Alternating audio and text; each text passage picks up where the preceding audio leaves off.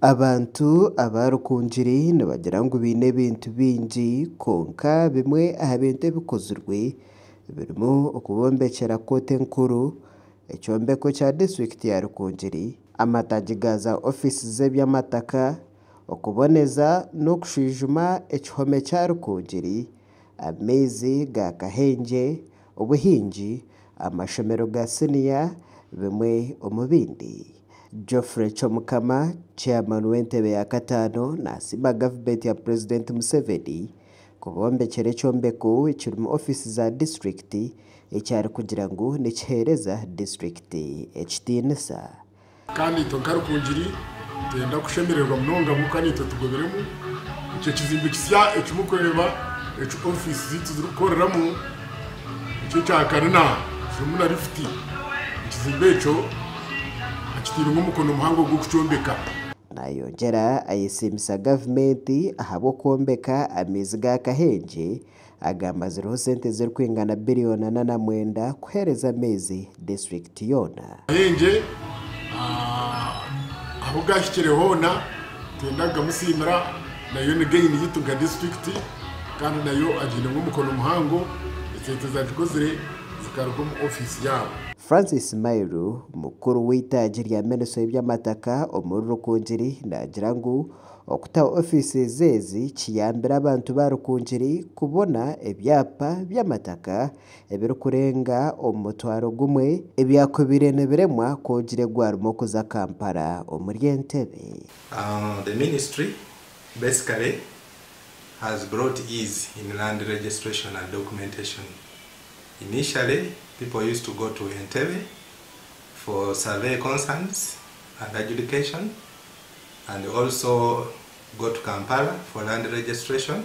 France Arnitwe Mabwa, omuhwezi wa ishenteko w'entebe ya kashatu Kebisoni, kandi aryaho akakiiko k'abazaire akarikwebembera Kebisoni Seed School, nagira ngu amashemererwa ni mingi ahabw'okutunga Kebisoni Seed School eyambire abazaire bingi abatakwebaasa kushomesa abaana baabo. Nindeetera kaadi y'okusiima His Excellency Yoweri Kaguta Museveni, President w'itu wa Uganda, ahabw'entunguuka eyareesire omu ihanga ryaitu Uganda na munonga nkaitu abantu ba Nyebingo na Kebisoni sub-county yoona kandi hiihi na Rukungiri yiitu okubaasa kutureeteramu ekintu kirungi munonga Kebisoni Seed Secondary School, ishomero rye ryareesiremu kandi riyambira abantu bingi na munonga twatwine catchment area etarimu secondary school. Canon Samuel Kabagambe, omuhingi omwe omugombore yabwambara abatungire tractor y'obuhingi okurabira omu Ronalds kukoresibwa abantu boona, nagira ngu tractor ebayambire kwongera aha mishuburo n'entaasya yaabo. Bari kugitwara abandi baza kunywa omuceeri, abandi bari kuhinga oburo, abandi ebihimba hamwe na popcorn, kandi neyamba bokuba amashanyarazi agabiswe irungi. Apolinar bakeihaho chei omuhingi w'ebijuma bya apple, emiyembe, watermeloni, omwani n'ebindi bingi, kandi omutungi w'ente n'embuzi omugomborere yabuyanja nagira ngu akahurira omuranga gwa President Museveni ngo obwiga buri omu ngaro kandi obworo buri omu mutwe, yatandika kuhinga bamuha amaizi g'okuhingisa hati naha abantu bingi emirimo n'amaizi nabagana n'ekyaro kyona. Nsiima gavumenti yanwanjisiriza munonga kandi munonga habwe itukorere itwe abanya-Uganda abahurikiza omuranga gwa President Yoweri Kaguta Museveni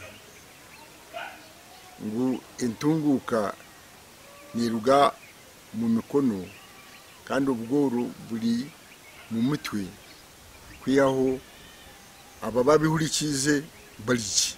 Fortunate Kanyayo, chairman wa Nyakibare Development Sacco, nagira gubonka Sacco nabasima gavumenti ahabw'okubikiriza kukwatanisa n'abantu kweteraho obubiko n'oburigo bwa sente kandi ekabateraho embeera nungi kuguza abantu aha magoba make kureetaho entunguuka omu kyanga.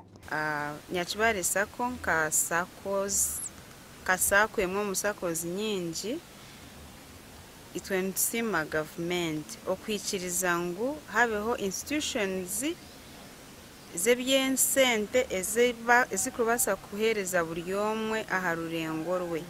Geoffrey Chomukama chairman w'entebe ya katano ahabwe cyange cya Rukungiri nahendera arikushaba abantu kusima President Museveni ahabwe ntunguka yakorere ihanga ari kugira ngo nerebeka no kwiyaho amajuge binyansi enkutombi no kutaho amashomero go kushomeseza amabana.